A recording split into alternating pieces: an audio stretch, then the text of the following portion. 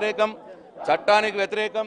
ఇవాళ కేవలం రాజకీయంగా కేసీఆర్ని టీఆర్ఎస్ పార్టీని మరి వాళ్ళ బలి చేయడానికి వాళ్ళ నరేంద్ర మోడీ గారు పూనుకున్నట్టు కనిపిస్తూ ఉన్నది.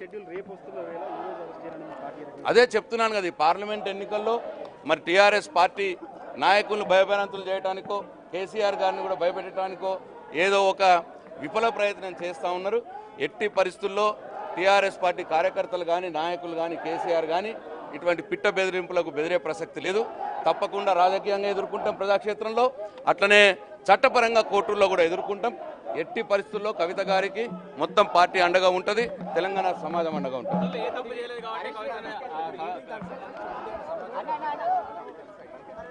వాళ్ళు ఏం చెప్తలేరు. ఇప్పుడే లోపల చెప్పిన విషయం ఏంటంటే 8:45 ఫ్లైట్కు మిమ్మల్ని మేము అరెస్ట్ చేసి తీసుకుపోతున్నాం అన్న మాట చెప్పినారు. అంటే మొదలే అరెస్ట్ చేస్తామని మొదలే అనుకొని 8:45 కవిత గారి ఫ్లైట్ టికెట్ కూడా బుక్ చేసి వాళ్ళు పొద్దున వచ్చినారు. రేవంత్ రెడ్డి మోడీ కలిసి దీని గురించి చర్చించుకోవచ్చు అనుకోవచ్చా, అట్లా ఏమన్నా ప్లాన్ చేశారు అనుకోవచ్చా? డెఫినెట్గా చోటాబాయి బడాబాయి అనుకున్నారు ఇద్దరు కూడా. మరి వాళ్ళు అనుకోనే చేస్తున్న పని ఇది. కాంగ్రెస్ బీజేపీ ఒకటైపై చేస్తున్న పనిది. మరి దీన్ని డెఫినెట్గా మేము ప్రజాక్షేత్రంలో ఎదుర్కొన్నాం.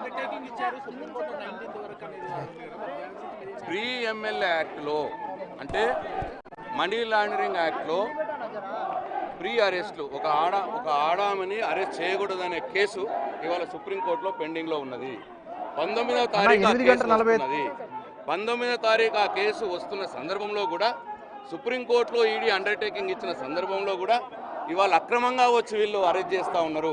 మరి అరెస్ట్ చేస్తున్నారా, బలవంతంగా తీసుకుపోతున్నారా, అసలు ఏమి అర్థం కాని పరిస్థితి ఉన్నది.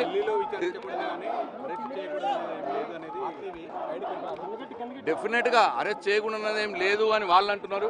సుప్రీంకోర్టు మాత్రం ప్రీ ఎమ్మెల్యే యాక్ట్ కింద 19 దాంట్లో ఈ కేసు వింటాము అని సుప్రీంకోర్టు అన్నది.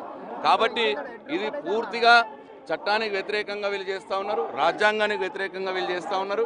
రాజకీయ దురుద్దేశంతో కేసీఆర్ని టీఆర్ఎస్ పార్టీని మరి పక్కన పెడితే ఇవాళ తెలంగాణ గొంతుక ఉండదు, తెలంగాణ ప్రజల పక్షాన అడిగేవారు ఉండరు, తెలంగాణ ప్రజల పక్షాన పోరాడే వాళ్ళు ఉండరు.